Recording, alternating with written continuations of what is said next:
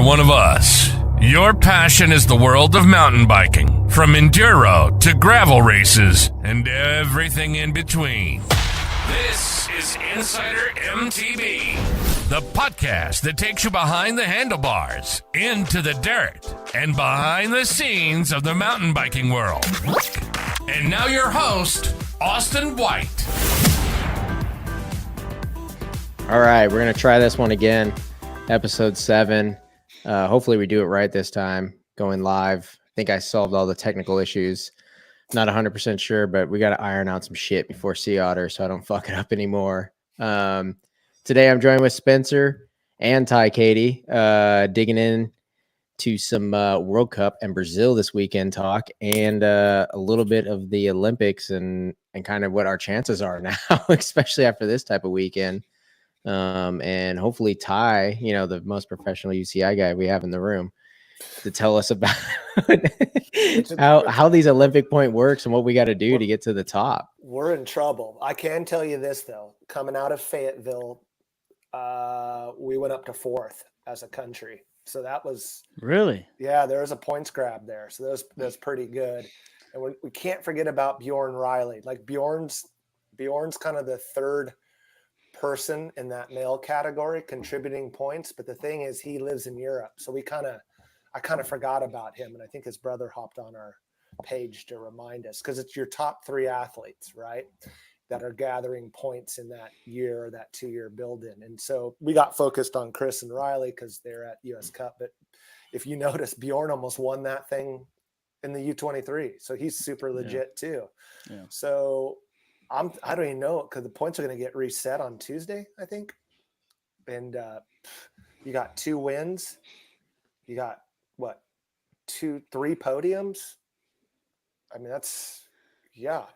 I mean, let's rewind a little bit back to Fayetteville. Like, that was the whole reason why Riley came to do Fayetteville, was to get us the most points grab, right? And they set it up for that way, right? Yeah, absolutely. We had to break that U23 out of Saturday, because a rider may not gather points from 2 events in one day. So we had to split that off, allow him to race the U23 on Friday. Then he jumped into the elites and ended up winning that. And obviously I didn't get a chance to talk to Chris, but he vapored pretty hard. And so obviously had some kind of just health issue or just a bad day. Because when you look at what he did today, I mean, he's firing on all cylinders. So I guess the only thing that was not perfect for those boys was going 1-2 on Saturday. Like they went 1-2 on Wednesday, but they went to Brazil and they pretty much tore it up. Took names. Yeah, for sure. So, I mean, on Thursday when we were going to do our show and we royally messed up, I wouldn't, after you telling me the results of that, I don't think I would have said Blevins was going to win this weekend. No, I would have thought top 10 would have been really good in that elite. And that thing's stacked. I mean, that's the opener, right? Everyone's pretty healthy. No one's hurt. Everyone's there. It's not, I feel bad, but when he won that one in Snowshoe a couple years ago, series final, I think there were some issues. I don't even know if the points leader was there. Was Fluken there? I don't know if the title was wrapped up. And then I remember Nino, Enrique, and maybe a couple had some flats. I mean, it was still a huge win, but everyone's kind of like, you got one, and then you kind of had a couple off years. But I mean, he just straight up rode like a champ today. I mean, Koretsky and all those guys, Martin, all those guys are firing super hard. So I mean, he's back, and you can kind of hear it in his talk out at the US Cups and stuff. I mean, says he feels good. I think he changed coaches. Oh, really? Yeah. So it looks, I mean, so far so good, right? I mean, yeah. Those US Cup races seem to be priming the riders. Yeah, man. How do we get credit for that? That's right. You just did. I just gave it to you. Yeah. I mean, we're glad to be a part of it, right? Yeah. And obviously, I would love to play more of a role for U.S. racers to sharpen themselves at home, before they. I go mean, over even there. Canadians. I mean, Jen Jackson, she on got fire. 10th. Yeah, she was on Jen's fire. on fire. And so obviously that's kind of our goal. It would be to be a platform for them early season to go sharpen themselves, test the equipment by creating a legit series. And I don't know, let's see if we can round up enough people in the States to back us. Yeah, just more money is what they say they need. Unfortunately, that's really what it is. And I'm Yeah. not even joking. That money makes the world go around. And endemic sponsorship's been pretty hard last few years, and then this year, I think the bike industry's been crushed.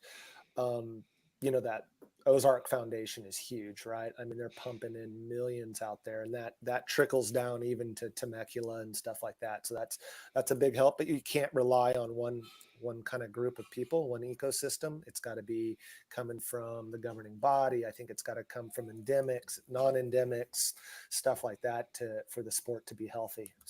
So if you are going for this, obviously the Olympics and your Team USA right now, you have until Novia Mesto, right? That's what you were saying? So that's what I heard. But then on the live stream, like Bart or someone mentioned that it's done after Brazil. So I don't know. Oh, really? Yeah, I don't know if it's done after Brazil, but I don't see them pivoting like that. So I thought the rules were up until Nove Mesto was the last kind of cutoff point, but I'd love to get some clarification because I thought I heard that on the but see, maybe one of the announcers made a mistake and like, oh yeah, it's done after the second Brazil, but you never know if that's been changed. In my mind, I've been running around thinking Nove Mesto mid May was the cutoff. Maybe something changed. Regardless, I feel like this weekend as a whole was a fantastic points grab for the Stars and Stripes, man. Unbelievable. I think Yeah. Blevins' win in Elite and Riley's win in U23 and the second with Bjorn.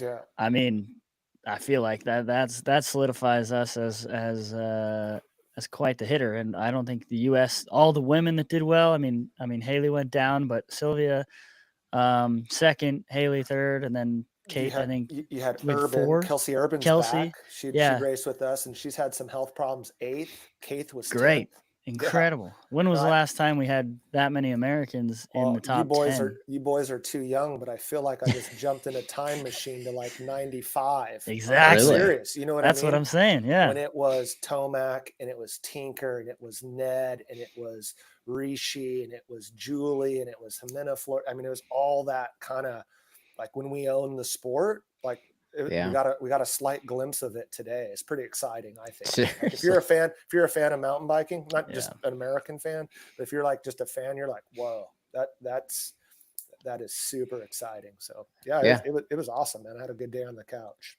And it's kind of interesting because like I would say like for me, I always thought Blevins was just this really good technical rider. Maybe he just shined better at the really technical tracks. I don't even think this weekend was that technical of a track. He just muscled through it. Well, he even said in that interview I did with him out at Vail, he goes, dude, this course is perfect because Vail's kind of fast, deserty, loose. Yeah. And he's like, oh, this is perfect prep for Brazil. He would know, you know what I mean? So he's like, oh, this was great. And so that's kind of like,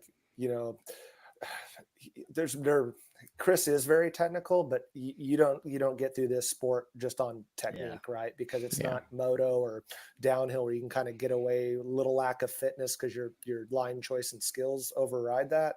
Like you can't fake fitness, and he's elite, and he's also super tech.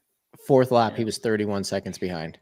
I thought it was bad. I was like, oh man, rough start, like maybe he didn't acclimate or whatever. But those guys, Martin, who just for Chile just moved up from the U23, was just drilling it. And I think it settled in there. And I think Chris just he said something like, hey, I'm just going to ride my own race.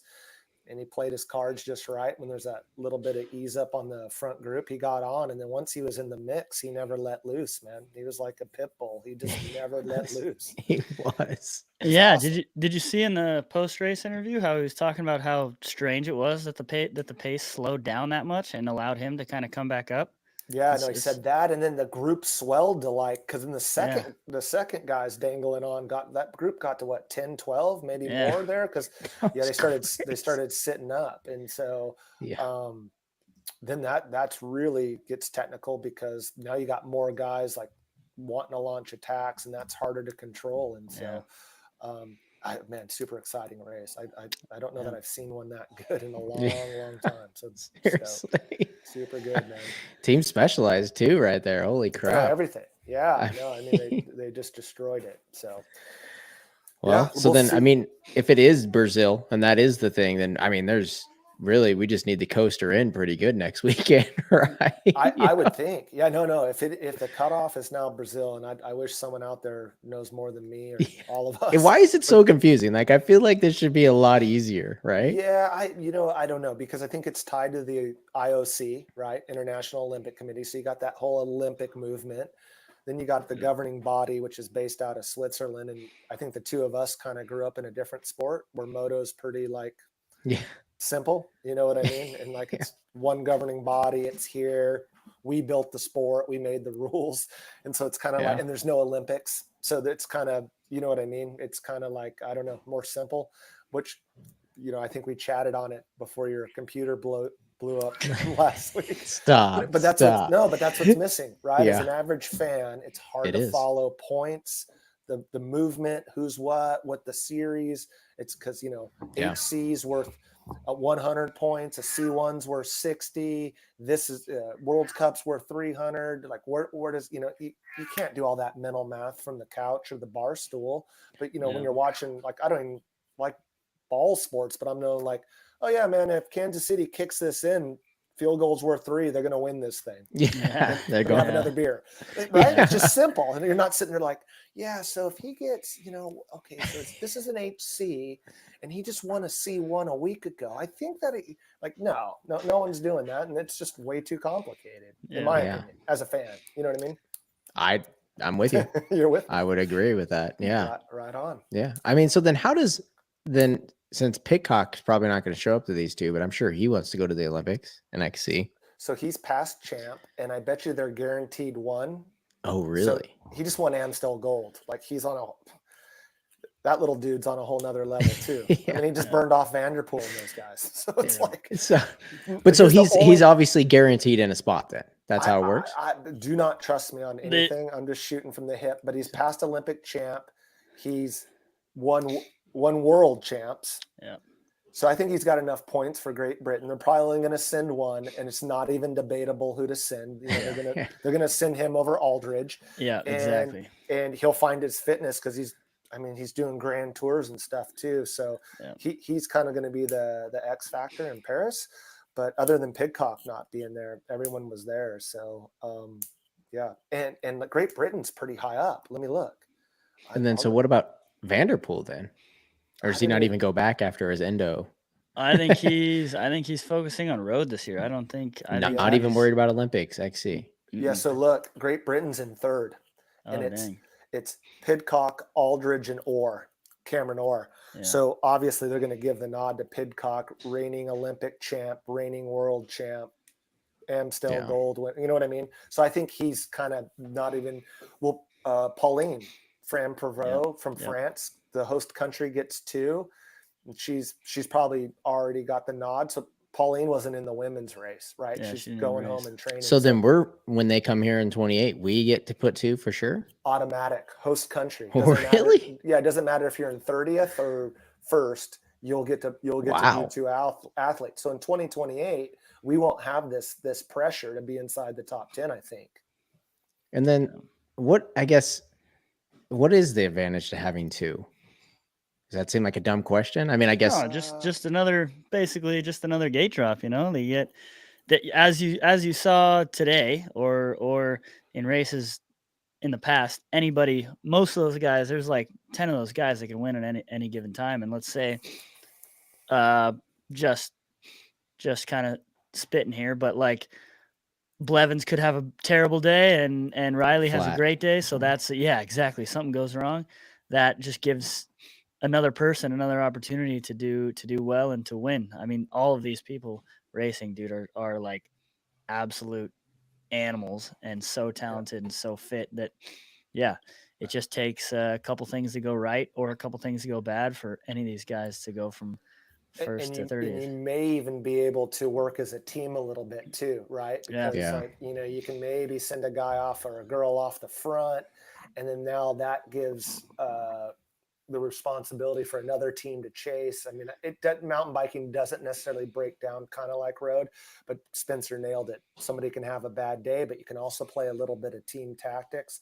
I mean, I feel like it wasn't too far ago. Like, I don't know what Olympics that was. Maybe it was Brazil that I think like the Swiss went 1, 2, 3 or something like, Oh, really? and all of it. Yeah. They just dominated, you know what I mean? And so, But then you see like today, Nino crashes and gets 28th or 32nd or whatever he got. Like he's, I mean, the winningest XC mountain biker of all time or whatever. And they were saying it was he's got a bad day, you know. yep. Yeah. We'll see. I mean, he's a freak, but in his own right. But we'll see if he can still hold up. But he's going to the Olympics, and if something like that happens to him again, kind of a bummer. And then like other guys like Peter Sagan could be like an outlier. The Brazil Olympics, he was in the lead group. He chased up the lead group, got a flat, chased back, got a flat. And like, who knows if he didn't flat on that Brazil course, maybe he could have done well. But since Slovakia only has one guy, only can get one guy in there, he was their only opportunity to do that. Yeah. Well, I mean, yeah, they were saying too in the statistics, like what, like Nino, that it's been 6 years since he's been out of the top 30 or something like that too. And today, Yeah, he hasn't had that. That's wild to even think that number. Ever. No, he's Mr. Consistency. Yeah. Seriously. Yeah. Well, I mean, I guess this looks even more and more. I mean, hopefully they do kind of change it to after Brazil. This puts us in even a better spot. Yeah. No, so, 100%. I mean, holy shit. Yeah. Okay. It's going to be interesting. We'll have to check those results and yeah. So you're saying Tuesday we'll actually know like what place we're in. I mean, how far off were we from passing to third then? I think we are. Let's see. We're about Tommy P, as I call him, Tommy Pidcock, and is at they're at 32.99 and we're at 32.28. So what do you got there? Not much in it. You got about 70 points. We'd have to pass that after this weekend, right? Yeah, we blew Great Britain apart, I would think. Yeah, the only thing that they really did well at was Evie, right? Who won short track. Yep. And it's combined women and men's points, dude, or is it? Great question. I'm pretty sure it is. When I'm hitting the points here, I would think they would break it out by male and female. Because how do we decide for the? So Switzerland's leading it with 51.48, and when I'm on the site, it's Flukinger, Schurter, and Lars Forrester as their top three gaining points. So they got a whole women's squad with probably Yolanda. Yeah, exactly. Yolanda and whoever else is on there. So I imagine they break it out, Austin, because our women sent 3 in the year of Tokyo. Our women are really strong because it's usually after this weekend we got Kate, 4 in the top 10. I mean, Jesus. I bet you it's like Kate, Haley, and Sevilla. Maybe it's Gwen one year grabbing points. So interesting. But on here it appears. Oh yeah. How about I just try Women Elite? That'll help. So there you go. France is leading it. Okay. Really? France is leading it. I bet you watch. It's Pauline who wasn't there for sure. Yeah, Loana LeConte and Garnet. So she at this weekend. I didn't hear. I don't even know if they may not see. They may have just said, "Why travel to Brazil? It's hot, humid. We're guaranteed a spot on the Olympics. Let's stay home and we're train." We're first in points. Yeah, right. They're first and host country. So when it comes around to the Olympic year like that is right now going on, it kind of blows my mind. It'd be like in motocross being this weird, like, the nations is coming up. We're just fuck everything else. We're gonna really just focus on that. It seems wild to me. These guys will do that? These women too? Yeah, no, cycling's different than moto where those guys are going all year long. But look at our new generation of athletes. They're so fried from supercross and outdoors. A lot of them now are like, and they're not like Omara and Wardy and those guys. Yeah, they won't even go to the nations. They're like, we don't even want to go. Send Christian, Hampshire, and Call Yeah. Zach Osborne. Yeah. You know what I mean? Yeah. And so these athletes, cyclists, are really more selective. And to be quite honest, that's why you saw a lot of the top females from the U.S. skip Fayetteville. It was an HC, paid way more points, but their whole thing was, we're going to Brazil, we're going to ride that C1, we're going to acclimate, we want to see the course, and they're going to do what they're going to do. And so it's a little more tactful, I think, than kind of the moto crowd for sure. And the Olympics as it is, I feel like if moto per se was in the Olympics, people would care a lot more for that, to go to that, because the Olympics only happens every 4 years. It's so much more. There's just so much more pride and like everything that goes along with it. It's a big deal. The U.S. doesn't, I don't think, pay that well, but a lot of other countries, like, they care about it, man. If you go to the Olympics, you are like a full-on celebrity in many Full ways. celebrity status. Yeah. Oh yeah, like and then you win or you medal. You've just cemented yourself among the greats in there, and because there's no purse to win, right? I think there is. There's probably person, but the countries. I know that the U.S. has incentives, and I'm going to throw a number out there. I'll make something up. It might be worth $50K. Oh, really? I think it's 30. Yeah, no, and it could be less, could be more now. I don't know. Oh, I had I thought that there was nothing. There are some incentives on the line too, but only different. Like, because I heard the ones that did the BMX or whatever, they were talking about how they just didn't make anything.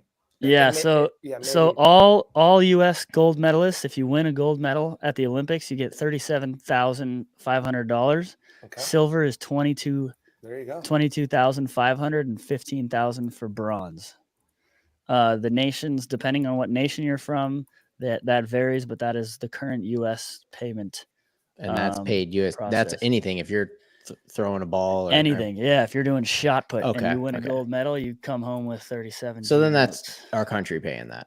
Yeah, the government. Okay. Yep. And then you get on top of that with USA Cycling something as well? No, I wonder. No. I don't think so. No. Wow. Okay. Well, that changes things a little bit. I thought that there was no.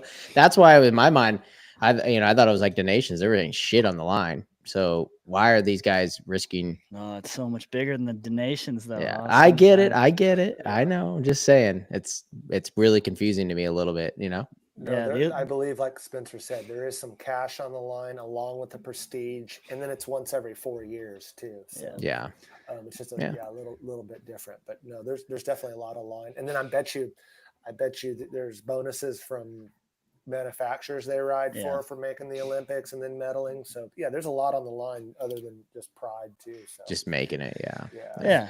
I would argue that the Olympics is probably the most prestigious sporting event of all time. It's been going on forever, and only 2-3 people, whatever, per sport are getting selected a year. I mean, there's thousands of people that would love to be on the U.S. swim team or something, and they pick 4 people or whatever, or 4 per event or whatever. I mean, I think, the stakes are so high, and it's such an honor to go represent your country at the highest level against the best of other nations. And I think, dude, that holds so much in itself to go do that. I think, for most competitors, if you had the opportunity to go to the Olympics, you'd be like, absolutely. Yeah. Whereas for sure, if you get the opportunity to be a motocross nations guy, doesn't really do much for you. It doesn't every year. Yeah. You're not getting paid anymore. Doesn't mean you're some hero if you go win it. Motocross nations, if USA doesn't go, that doesn't really matter as much. Exactly. Let's be real. So it's at Paris, but what course did they decide? Have they announced it yet? I'm sure they have. I think they've even done a test event, Austin. But oh shit! Yeah, you're asking the wrong guy. I got one. We'll figure it out. I got 1 foot in event promotion and 1 foot in a bunch of other stuff. Hey, you guys, it's so prestige. We're just more worried about 28 here in LA. All right, let's just be real. Yeah, for sure. And them coming here because someone.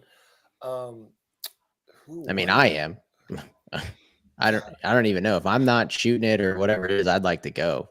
Are you? How does the general public go to one of those? That's a great question. But they did have a test event, and I forgot who won it. Oh, really? Yeah, no, they've already had a mountain bike test event, I bet. Oh, but it's not like a course. It's on the circuit usually for over there. No, that thing, I think really? gets built, and then they always run a test event like a year out or something. Yeah, exactly. They build this just for it for the Olympics. It's called Ellen Court Hill is the venue that they're doing it at now, which is just north of Paris. So I think it was Koretsky, Cooper, Anton, and Schurter that won men's elite test event. There you go. Yeah, we're live on the fly, and then LeConte, Stigler, and Pauline. Wow, top 3 in the women. Okay. Haley was 4th. Oh, so Haley did it. Yeah, Rizveds was there. Jen Jackson was 10th. So this was way back in September, I think, of 2023. Yeah, no, that course is been vetted and stuff. And they usually do it. So then, then explain it for me. Obviously, doing it here at Benelli, it'll be done a year early. Yep.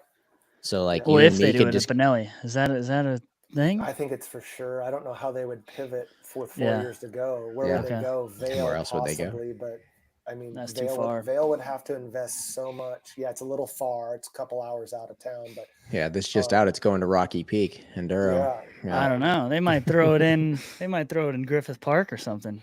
Really? You almost could. They're so small and they're so manufactured. I don't know why they wouldn't. It would be pretty insane there. They should. Benelli doesn't strike me. I mean, where do you anything with money, but Benelli, when we ran it there, I mean, it was okay, but it wasn't. I mean, I don't know. But again. So let's just say they choose Benelli, and that's the one or whatever. So like me and Spencer and you can go ride it in a year. Like, do they close it down? Is it open? I think they would have to tear that back down. That's a county public park. You've got hiking. You've got equestrians. You've got, I don't think it just lives there. No, for sure. There's graffiti on all the drops and everything. Right. And then you go snap your collarbone on a drop and then sue the county. So holy shit. So they're going to actually, I mean, you're bringing in rocks, you're bringing in drops, you're bringing in all that shit and then tear it all back down. I'm guessing. 100%. I know for sure. I was lucky enough to do, thanks to Steven Ettinger a while ago, I did a test event on the Brazil Olympic cross country course and the BMX course actually. And they were just finishing it when we were racing. It changed the way it actually looked by the time the Olympics came, but it was gnarly. It was full of all these like manufactured log rolls and rock gardens and stuff. And fully manufactured course. And I know the week after the Olympics, it was flat. They pulled it all out. Yeah, just pulled everything out. All the infrastructure, all the bleachers, all the logs and rocks and stuff. Everything. Gone. Interesting. Yeah. Wow, I just don't even see where they're going to fucking park everyone up in LA. No, I know. And you can't even park nearby. They're going to have to shuttle people in. They're going to have to shuttle. Can we get heli flights in? Just drop? No, Benelli has spots because they have the whole water park. No? I feel like there's some space to park there. Yeah, but the park's packed in August. Yeah, you're going to shut down Raging Waters? I mean, you could. They're going to want some money. And I bet you they'll spend. Hey, but with money, you can go pave a parking lot anywhere. You know what I mean? They'll just go across the street. I'm not kidding. There's a lot of open land. They'll just create lots. Oh, you must have not messed with California politics then. No, but Olympics are different, dude. Different. They bid on it to get it here. They'll go ahead and that SKR rat that was protected a couple months ago. Yeah, gone. Bulldoze that. Bulldoze it. No. So, but who's going to go ahead? Sorry, Spencer. I was just gonna say I know that they're investing a ton of money into trying to better the infrastructure here in Los Angeles. They're building a tram. It's crazy. Building a tram out of LAX because traffic's so bad, and they're gonna shuttle via tram out of that place. They're building new parking lots, new sporting venues and stuff. Like they're just putting in a new soccer stadium for the Olympics. Yeah. Like there's gonna be a lot of stuff, and I think we got. I'm gonna put an ADU in the backs for the Olympics, so I can rent that out and pay for it. Probably should. Honestly, do it. Yeah, do it. It's the U.S. government. I mean, state of California, whatever. they bid for that. Like Ty was saying, they wanted it here, and they've been trying to fight for it, and they kept losing. They ain't gonna spare no expense, and Yeah. they're gonna they'll look other way on some policies if they ran into it. Yeah. You know what I mean? So we could, but what we're saying is that like, bump. I guess what I'm looking at is I'm just gonna get a cool mountain bike park that I'm gonna get ripped away from me right afterwards. That's exactly right. Okay, That's bummer exactly deal. right. Okay, It's not going to be much of a mountain bike park. It's going to be an XC course and a BMX track, and that's And it'd about be- will it. they put the BMX right there too? They'll put it somewhere. They'll build it just for this. So you somewhere. don't think they'll use Chula Vista? No, it's too far. No, too far. Yeah. Really? Yeah, I think it's not Los Angeles. I think it's got to be. Well, like I think I heard in Tokyo they were doing stuff like that. well, where no, it was super Tokyo, fun. China, like was way out in the boonies on some stuff. Oh, really? I thought it was. I thought it had to be within a radius. I could be wrong, but It'd be past like 3 hours past from Tokyo. Olympics. Yeah. Past Olympics, there was some stuff, which is why Vail could technically work or something. I mean, you're not going to do it in New York or Vermont, but within the state of California and around the Los Angeles region, you could consider Chula Vista 2-3 hour drive. You'd house people down there for BMX and stuff. So. Well, if that, I mean, that is the Olympic training center down there, but and if that were the case, I bet you they try to keep all the bike stuff down there. I bet you they do road or something. And no, absolutely. I don't even know where the road where do they is. do road for? Yeah. I mean, it would be sick to do it in the Santa Monica Mountains. And what are our points looking like for road? Dude, don't even ask. I don't even know. I barely know. I barely. Well, it's a confusing process. Like, this is fucking insane. Like, someone makes a website to make it simpler. I feel like. I think that is like pretty straightforward. I think that you get like 3 people regardless. Oh, really? Something like that. Yeah. I think it's a little less structured because they have to have a field of like 120 men for that. So I don't know, but they do time trial. They do everything. They do all right. Well, good info. Now I know some more stuff that I did not know, and looks good for Team USA. So it's definitely looking good for the women. Have always looked good, but the men after this week, man, I mean, they look like real players. So something in the water in Brazil or something, man. Hopefully they can keep this going. And Durango. So exactly. Dude, I've always said that about Durango, though. Something's weird, man. What is going on with that? And why do we have some of our best that come out of there? I think it's culture. I think it's mindset. You know, really? What I mean? Yeah, that's what Christopher was saying. Yeah, no, I think it's all mindset. Like, I mean, how would Switzerland, with a population of what do they have? 3 to 10 million, right? Yeah. And they constantly produce some of the top cyclists in the world, especially in mountain bike. I think it's just the culture there. And then, when you're a kid in the US, it's like you can make way more doing golf, baseball, and all that. Cycling's not even that attractive, but I think they develop the kids early in Durango. I think it's kind of an outdoor kind of like atmosphere there versus, growing up in the city. Not that you can't be successful from the city, but you ride straight from in town there to proper climbs, everything. I think it's all there. You're at altitude. I mean, I just think there's a lot of good stuff where they're just building. That's like that's not the new champion factory. That always has been. I mean, you've had Ned and I think Todd all those Wells. guys. All those guys were from there. Tomac's not far. I think that's another thing. You go to a coffee shop or whatever, go get lunch, and there's a good chance that you'll run into one of those guys that are heroes in the mountain bike community. Well, they'd have a Tuesday. Correct. It's been a while since I've talked to like Todd Wells, and he's from there. It's like Todd's like probably one of the most successful mountain bikers of all time, like 4-time Olympian.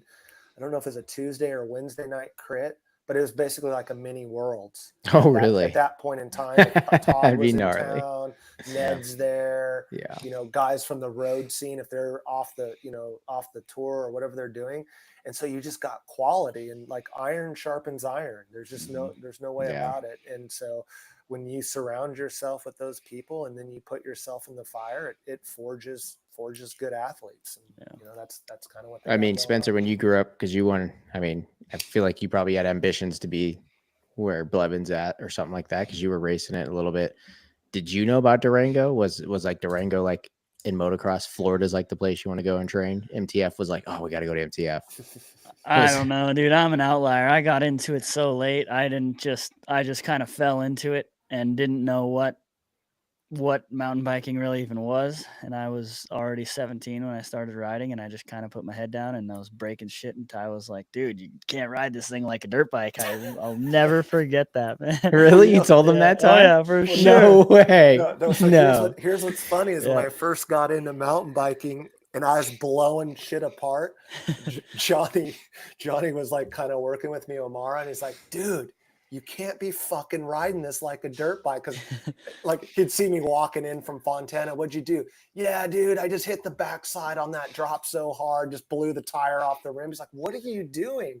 And then Spencer had a little bit of that too. So I basically was just going full Johnny O on him. Like, hey dude, cause you got to learn to ride it different. You can't just smash stuff on a mountain bike. There's a little bit of finesse and stuff. And I learned that from Johnny O for sure. And so when I was kind of working with Spencer early on, he loved it. He was a little too smashy. And I'm like, hey dude, he's still too smashed. What the fuck you talking he's on about? the right bikes. He's on the right bikes you know now. I mean? You can't do that on He's doing XC. videos, so Yeah. I get it. But like, you can't get smashy on that. You need to be light and technical. Yeah. And it took me years to kind of figure that out. And and that was a Johnny O thing. So I just figured, hey man, it was That's used cool. on me. I'll use it on Spencer. Yeah, I remember it, dude. I remember doing the same thing at Fontana, making that walk back along the fence line and being like, just mother effing pissed. I've done it all, dude. Yeah, and I'd come back and you'd be like, what are you doing, man? How'd you break your pedal? I'm like, yeah, dude, I don't even know. I mean, because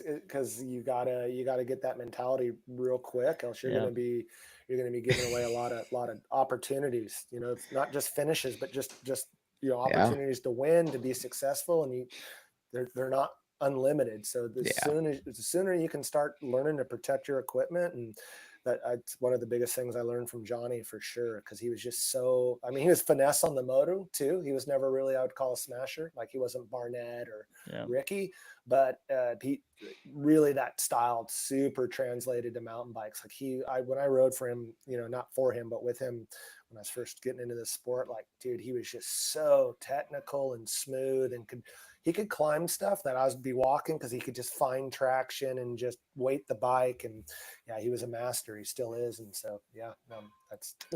And now I got an e-bike and I don't care. Yeah, I got to pass it on to Spencer. And I try to pass it on to the kids I coach now. I don't know if they listen to me just yet, but it's definitely something I still preach. For They got Cush Core now, man. We good. Yeah, Cush Core. Just smash it, and Dad will buy a new carbon set of wheels. Yeah, exactly. Hey, it's free wheel replacement with most of these brands now. So that is true. So I mean, I might lose the race, but I'm getting a free rim. Yeah, there you go. Yeah. All right, cool, you guys. I don't know, anything else we want to dig into? I feel like a good little test here, good little talk about Olympics, and I think it's good. We'll check in on those points, and then they roll into Brazil, so hopefully they can keep the momentum. And if I can I'll reach out to some people on Monday. If I get any confirmation that it's these first two Brazil rounds count, and that Nove Mesto doesn't, and if I can kind of clarify some of the stuff we've said, just so we're not passing along misinformation. I'll do my best. Otherwise, we're just kind of shooting from the hip on a Sunday here. But either way, I mean, it's been a while since a U.S. male has gotten 250 points in a weekend. He probably got more than that with other Blevins ones. Was the last one to do that, right? I know. Yeah, so we'll make it count on a weekend that we need it for the Olympics, right? Because I don't think snowshoe obviously didn't. We could have done any better, man. To be honest, Riley doubled down. Chris 125, two 125s actually. He left with 250 as well. So actually, with that being said, I want to hear what you would think, Ty. How do you think that those boys, Riley and Bjorn, will do against the big dogs? I mean, obviously, we just saw that Riley can hang at the Fayetteville race. Yeah. But you think that those U23 guys are ready? Yeah, no, I think they'll be pretty close. Maybe there'll be a little bit of learning curves. The thing is Riley's so superior to the U23s here in the States, because I don't think Bjorn races here much. Yeah, like he can kind of toy with him a little bit, and then when he races Chris again here in the States, the field's not that deep, so he's able to match Chris and see Chris early.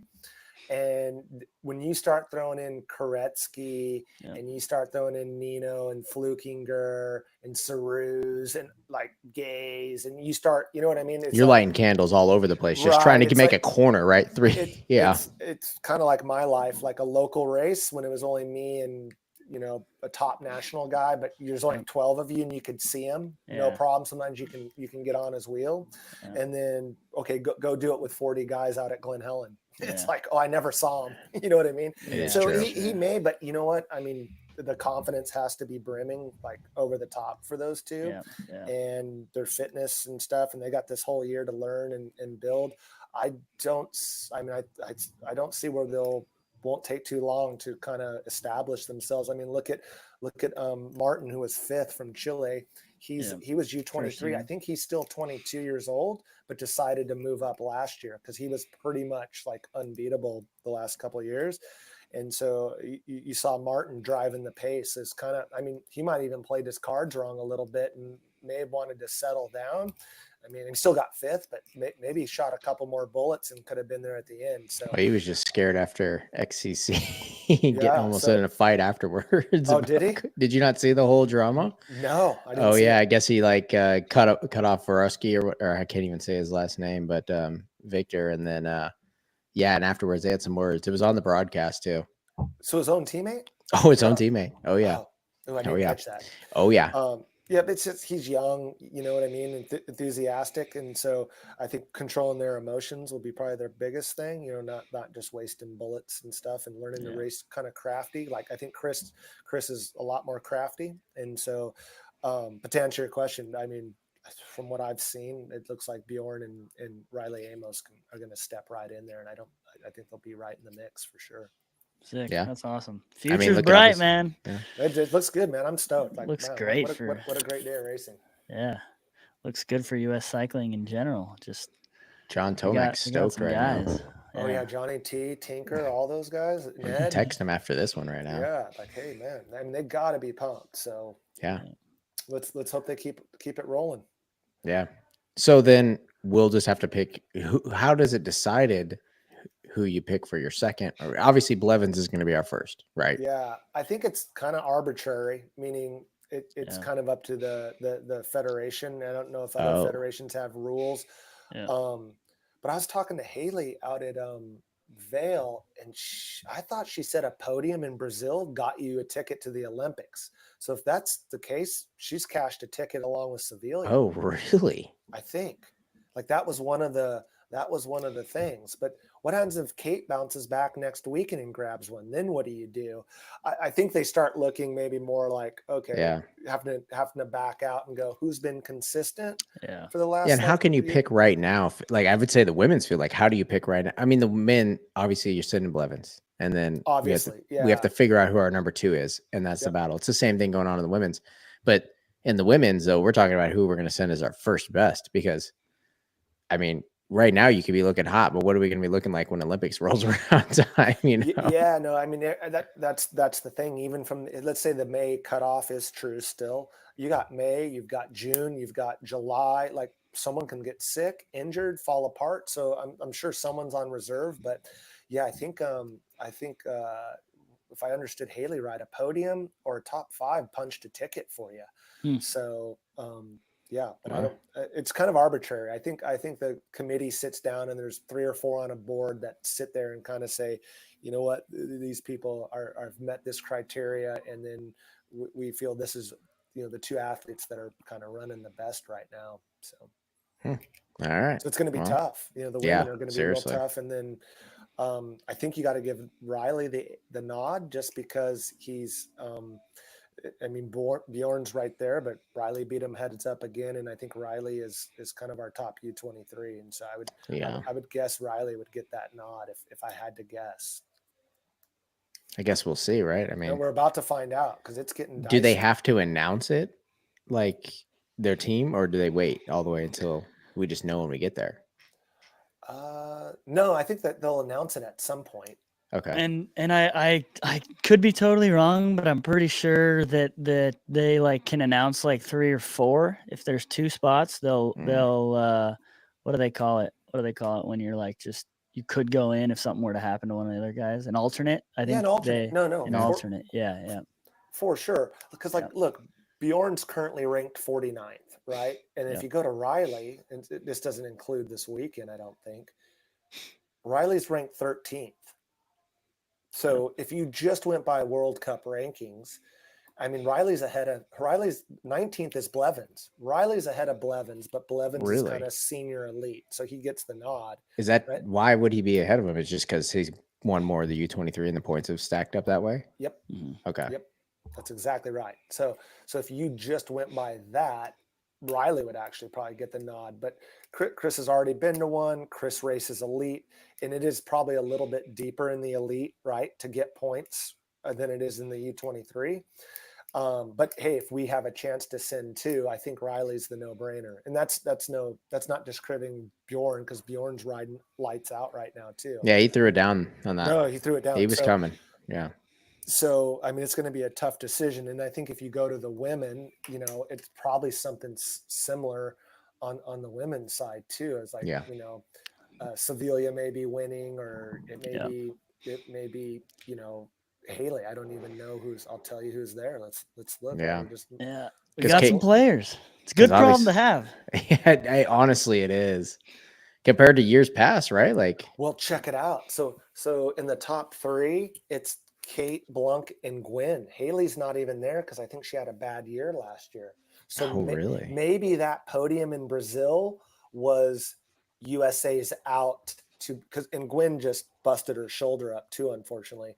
But Haley had a bad year, but maybe that provision, when she was telling me, I think it was a top 5 or a podium in Brazil, helped solidify it for her. That was a provision to get Haley in there, who had a bad year. Because right now it's Kate, Sevilla, and Gwen who are our top 3 to quote unquote gather points.